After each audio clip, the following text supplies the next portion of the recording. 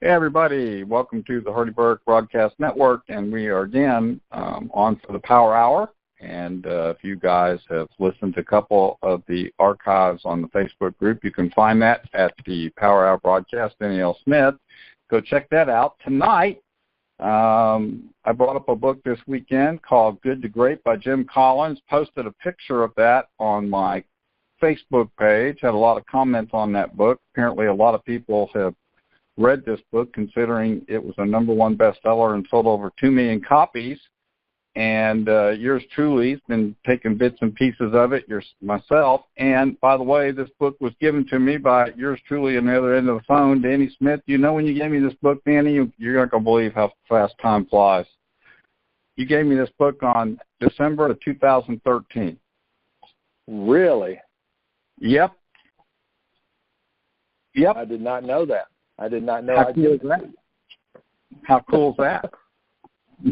That's pretty cool. So you posted a picture of this book yesterday. What prompted that?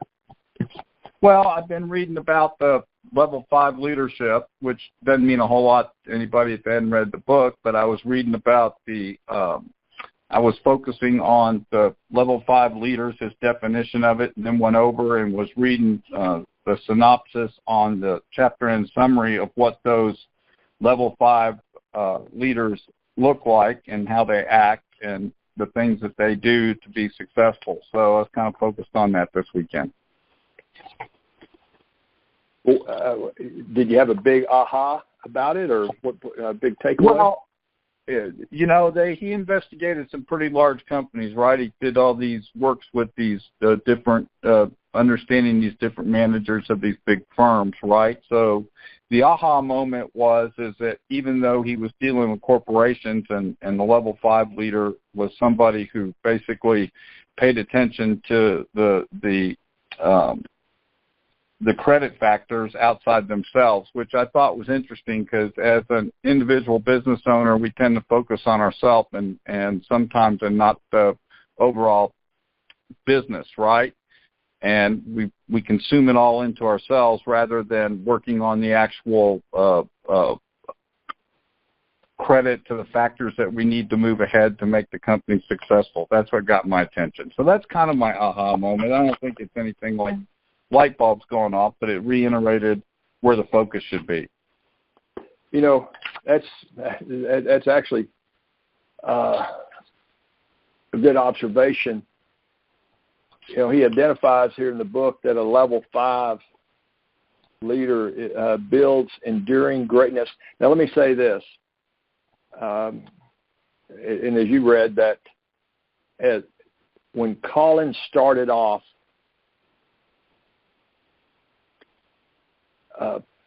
with a graduate group of graduate students, and he's a professor, and when he started the project of determining who were great companies and how did they get there, that was the intention that became this book. After writing a previous book called Built to Last, and somebody said to him, yeah, it's great you said that, but you didn't tell us how to do it, so I didn't care much about the book. It kind of sucks the wind out of him. I bet. So he came back that next year, I think, where was it, Stanford, and they started this project.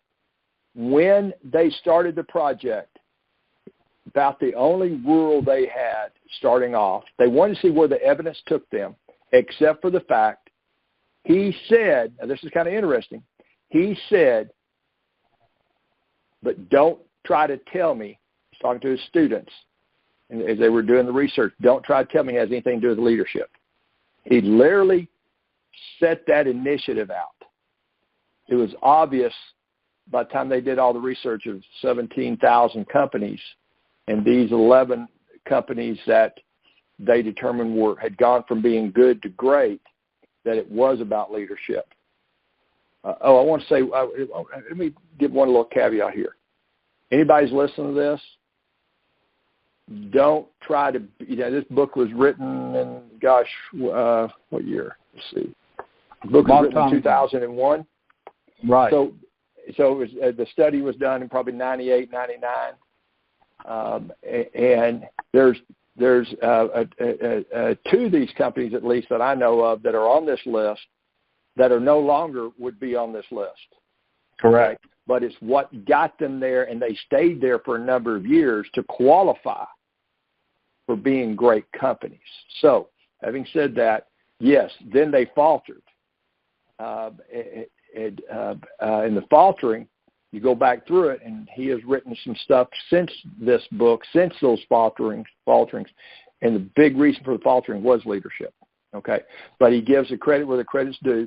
So a level 5 leader builds enduring greatness through a paradoxical blend of personal humility and professional will.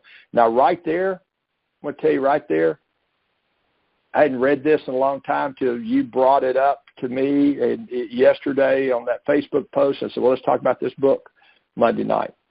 That right there is the upper third of the give and take, guys. Remember that book we talked about a few weeks ago and about give and take, that there's the bottom third of, if you divide successful and non-successful into thirds, the bottom third is made up of givers. The top third is made up of givers. The middle is made up of matchers and takers. But it's the top third that they're big givers, but they also are ambitious, is the way Adam Grant put it. But here, personal humility and professional will. They got a lot of personal humility, probably to give a lot. Professional will, to me, lends itself towards ambition and focus. And it's that top third in the give and take. Anyway, little thing that I tagged in here. He says on page 21, level 5 leaders channel their ego needs away from themselves and into the larger goal of building a great company. It's not the level 5 leader.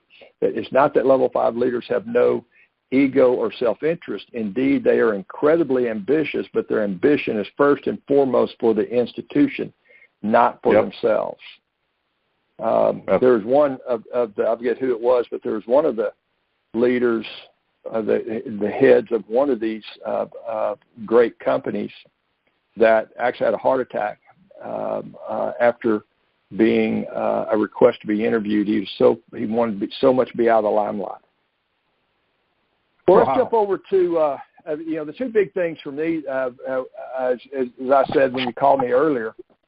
Two big things for me is the 3 circles and the hedgehog, which they kind of go hand in hand. I'm sorry, was there something else around level 5 leader you wanted to bring up? No, just the fact that it just helped me focus on the fact that it's about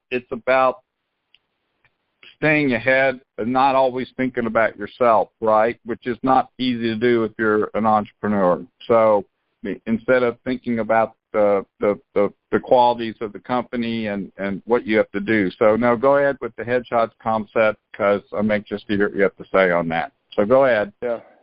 Okay. It is focus though, and we miss that, so much of the time. So I'm just going to kind of read through here so that I don't get too far off track. Is the hedgehog concept, which is simplicity within the 3 circles. To go from good to great requires transcending the curse of competence. Just because something is your core business, just because you've been doing it for years or perhaps even decades, does not necessarily mean you can be the best in the world at it. And you cannot be the best in the world at your core business, and your core business absolutely cannot form the basis of a great company. It must be replaced with a simple concept that reflects deep understanding of the 3 intersecting circles. So second, I lost my place here. I was going to give, here's the definition of a hedgehog, he says. And there's a famous essay by Isaiah Berlin, The Hedgehog and the Fox, that divided the world into hedgehogs and foxes. It's all based on an ancient Greek parable. The fox knows many things, but the hedgehog knows one big thing. The fox is a cunning creature, able to devise a myriad of complex strategies for sneak attacks upon the hedgehog. Day in and day out, the fox circles around the hedgehog's den, waiting for the perfect moment to pounce. Fast, sleek, beautiful, fleet of foot, and crafty, the fox looks like the sure winner. The hedgehog, on the other hand, looking like a genetic mix-up between a porcupine and a small armadillo. He waddles along, going about his simple day, searching for lunch, taking care of his home. The fox waits in cunning silence. The hedgehog, minding his own business, wanders right to the path of the fox. Aha, I've got you now, thinks the fox. He leaps out, bounding across the ground, lightning fast. The little hedgehog, sensing danger, looks up and thinks, here we go again. Will he ever learn? Rolling up into a perfect little ball, the hedgehog becomes a spear of sharp spikes pointing outward in all directions. Goes on, the bottom line is the hedgehog wins. Despite the greater cunning of the fox, the hedgehog always wins. So it's a great little parable there in about a half a page, telling about. And it's interesting that Collins uses this, but the three circles. So the three circles, and again, get my place in the book because I'm trying to stay to the as clinical of a definition of all this, so I don't get too far off into my thoughts about it. But is there? They pointed out in their research, and again, this was a major project for this class over, I think, 2 semesters or longer. And here's the 3 things that a great company has to identify. You have to identify what you can be the best in the world at. You have to determine what drives your economic engine. I'm on page 95 and 96. And you have to determine what you're deeply passionate about. So what can you be the best in the world at? He even says, what can you not be the best in the world at? He says, this discerning standard goes far beyond core competence.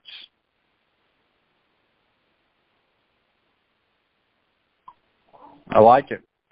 Conversely, what you can be the best at might not even be something you're currently engaged in. So what drives your economic engine? All the good to great companies attain piercing insight into how to most effectively generate sustained and robust cash flow and profitability. In particular, they discovered the single denominator, the profit per X, that had the greater impact on their business. And then number 3 is what they're passionate about. So he draws 3 circles. We've all seen in some form or fashion 3 circles where the 3 circles come together, and right in the middle, that all 3 where all 3 overlap. That's what you pay attention to. And it's he goes on to say, to have a fully developed hedgehog concept, you need all 3 circles. If you make a lot of money doing things at which you could never be the best, you'll only build a successful company, not a great one. If you become the best at something, you'll never remain on top if you don't have the intrinsic passion for what you're doing. Finally, you can be passionate all you want, but if you can't be the best at it, it doesn't make economic sense. And it doesn't make economic sense, then you might have a lot of fun, but you won't produce great results.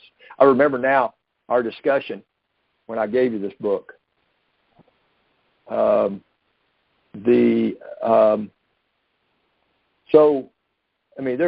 book is a wealth of information, but it really is. Now, this book is how many pages long? Besides the notes at the end, this book is huge. And besides the appendixes, the book is book is 220 pages long, and this core is 96 pages, 94, 5, 6 pages into it. Right.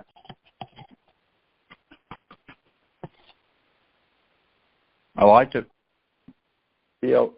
He says a hedgehog concept is not a goal to be the best, a strategy to be the best, an intention to be the best, even a plan to be the best. It is an understanding of what you can be the best at. The distinction is absolutely crucial. Of course, he uses numerous companies in here and what they found during their research. And I think they call them comparable companies versus the great companies, and companies that they thought were going to make the final cut. And they weren't even sure what defined the final cut. They had to dig through this to figure out what it was that made great companies stand out. They did not even know yet how to score these great companies, or what a score for a great company looked like. They started off looking for commonalities. And I think I wanted to tell you that he based a lot of this on digging into strictly the data, correct? He did. We looked at a lot of it, the data, and then they looked at data and then how the data was used. And you know, so let me go to something here. Let me just remember something.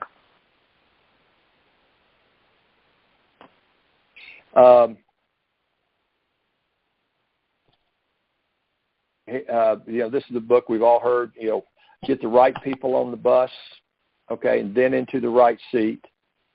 That was a big thing that great companies figured out, hire the right people, then put them in the right seat.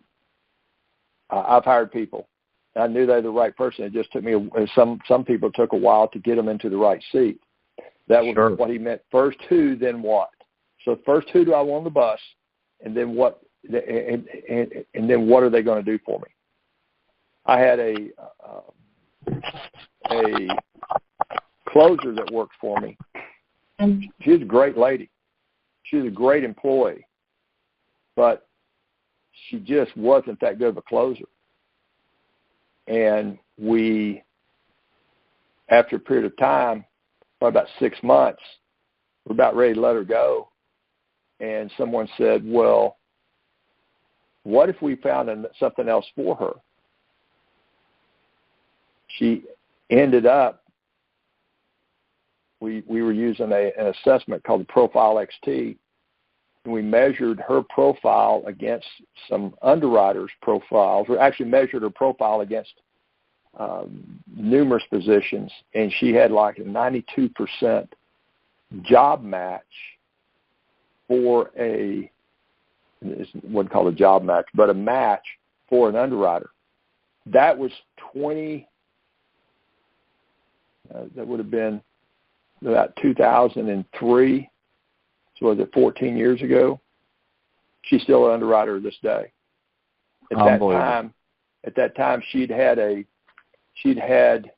changed jobs about every 9 months to a year for a long time, for 7-8 years.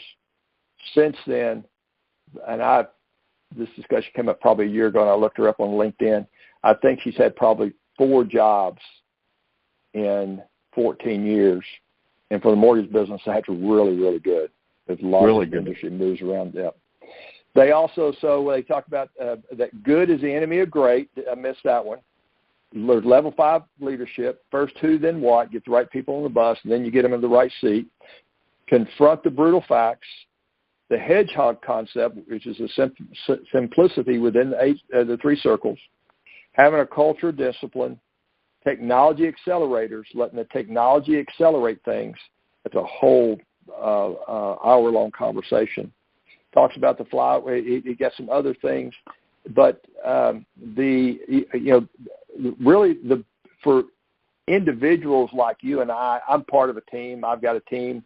I mean, today I've dealt with 2 different processors. I've dealt with 1 closer, a couple of underwriters today.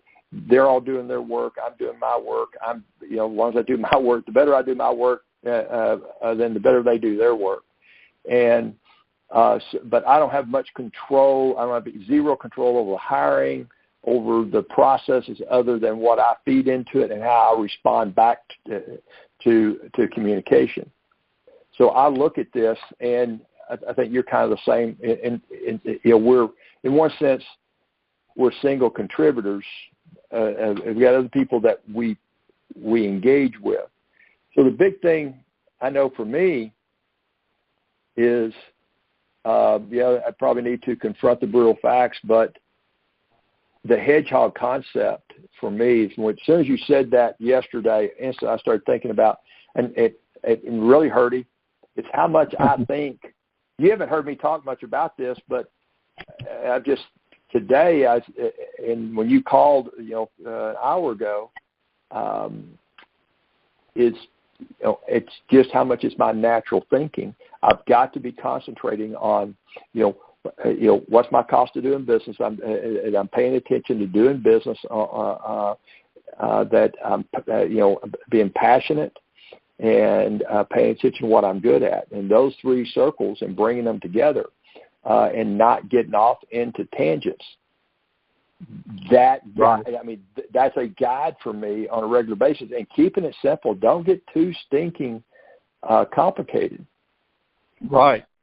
And I can relate to that right now, because one of the things that made me pick up the book and start reading that aspect of it again was how many things I'm doing around my business, which I'm good at, but I'm not great at.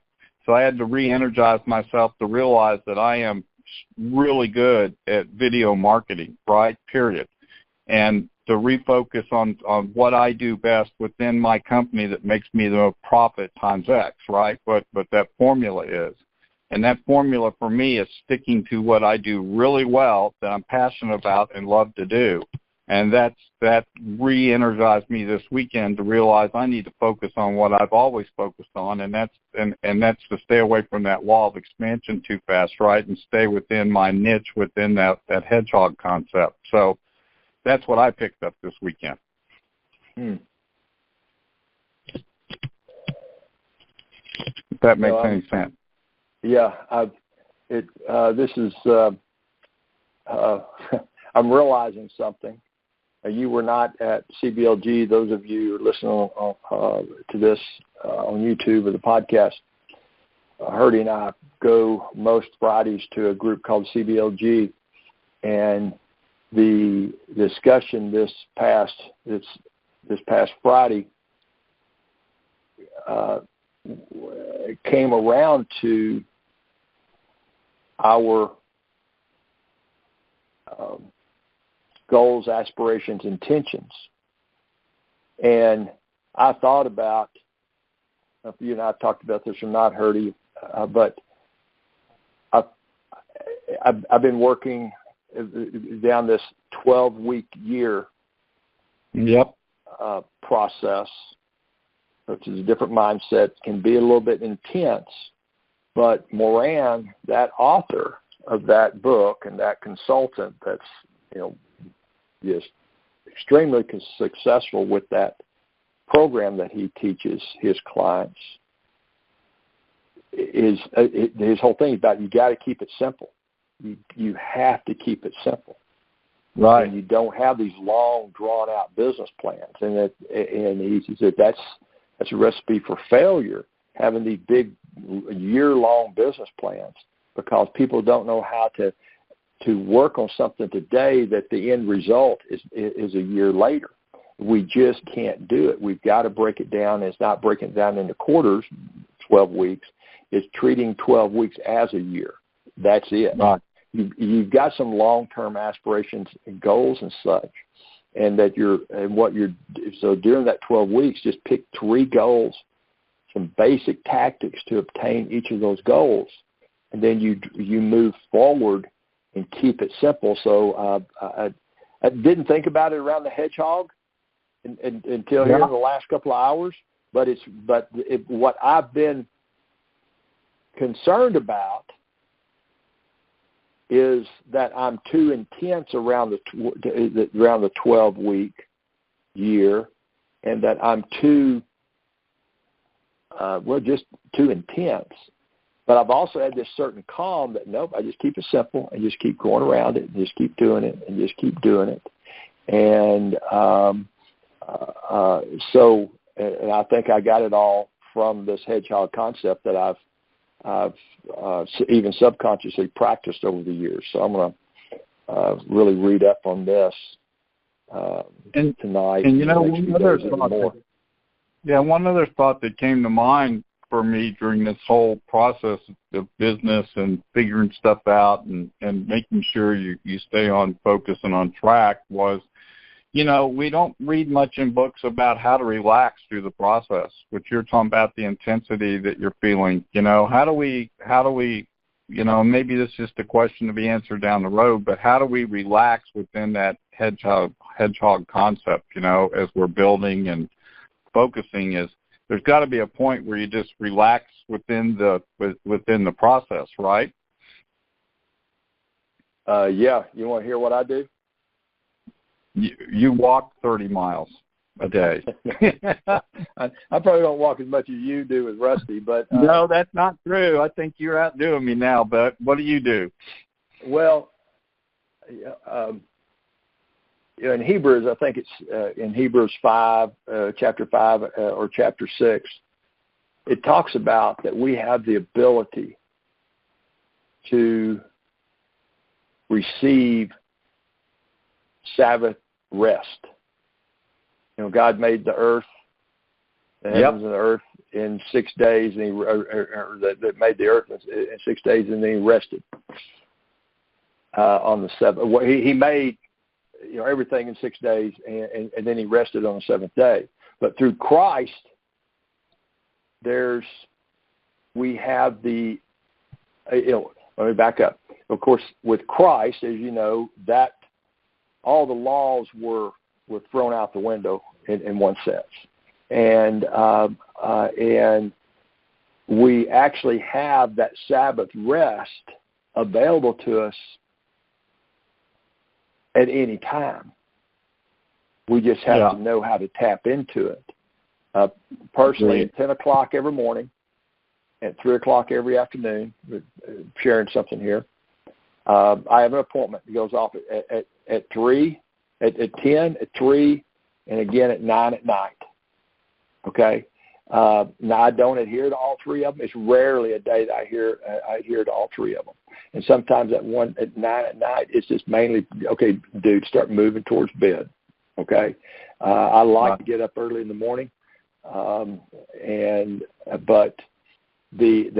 what I do at 10 o'clock in the morning is that normally I read Psalms. I've got it on my phone, on that Bible app.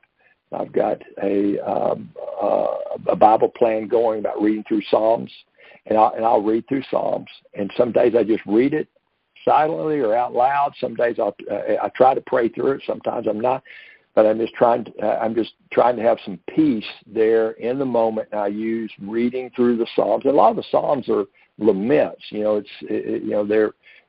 They're made to be sung or lamented about, to pray over. That's one of the things that I do. Other days I have taken a walk. I get on my stair climber. I've just got some anxiety going, and so it's through Christ, the Holy Spirit that I've got. There's 2 or 3 times a day just got a little twisted up. It was a great day, but some things. I've got a borrower that not responding well, and now we're going to be late closing because I can't get documents from him. It's been an ongoing thing, and he lost his phone for 5 days, and we couldn't get a hold of him. And anyway, stuff like that. So, create some anxiety, but just be peaceful. Grab some of that Sabbath rest. I learn, what that is, and rest in Christ, and or take a walk. So that's what I do. Yep. But we've got to have that rhythm. And I would say, Danny, that we live in the age of total distraction.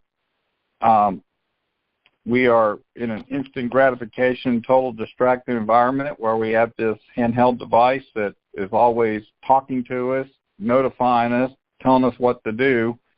And I think, if anything, the danger today is that we don't settle down in our daily lives, right? We don't take the time to enjoy the day, enjoy the process, enjoy the journey. we get too stressed out about everything going on around us, right, the business, and then we get trapped in this distraction model. And I think that's what I've been trying to fight through myself. So this has been a big help. I mean, I know this book didn't lead to that conclusion, but in a sense it did. Oh, good. That's and that's why it's one of the things that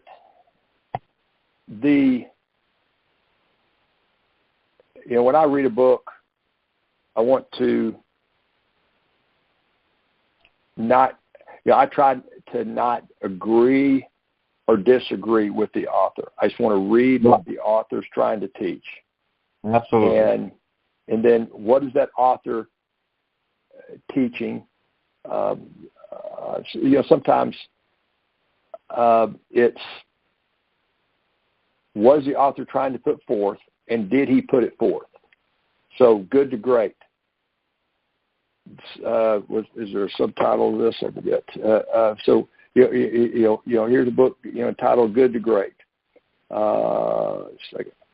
Why some companies make the leap and others don't. I think he did a great job. It is for the big, huge companies, the mega companies, but there are so many nuggets in there for us. Exactly. And for us as individuals.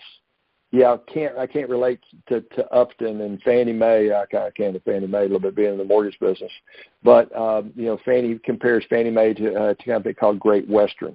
I thought that was kind of an interesting comparison, but still. So just working through all of that, what is what are some of the key concepts? So the whole thing around level 5 leadership. You and I can be, as individual contributors to our bottom line. I mean,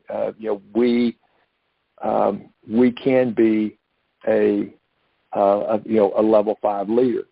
Getting the right people on the bus. Right. We both moved away from certain people this year that we began the year doing some business with, but just for whatever reason, maybe we've had some people move away from us. But many of these concepts, we can adapt them to us. So when I start reading a book like this, I can't just start going disagree. Okay, I like that. Disagree. We're never going. If we're always disagreeing and agreeing, we're never going to learn something. So you right. Picking that out from the book, and as a result that's going past agree or disagree type format. So that's good. Absolutely, that's good. Well, that's great information. I like I said. I read enough to get me thinking, didn't have to read a whole lot to dive into that. So got my attention again. That's what I like about older books. They're great to rehash through. They're fun. Yeah, I enjoy it. Another thing I want to point out, then we'll quit with this, is that he talks about a counsel in here, and this is kind of a counsel that is a little bit different than a counsel you and I could use, but it's an inner circle. And I falter on this. Having a good counsel, having a good, inner circle to bounce ideas off of, to keep me in check. He says here on page 114, one particular useful mechanism for moving the process along. He's talking about, through around the 3 circles and just the hedgehog concept. And but one particular useful mechanism for moving the process along is a device we call the council. The council consists of a group of the right people who participate in dialogue and debate guided by the 3 circles.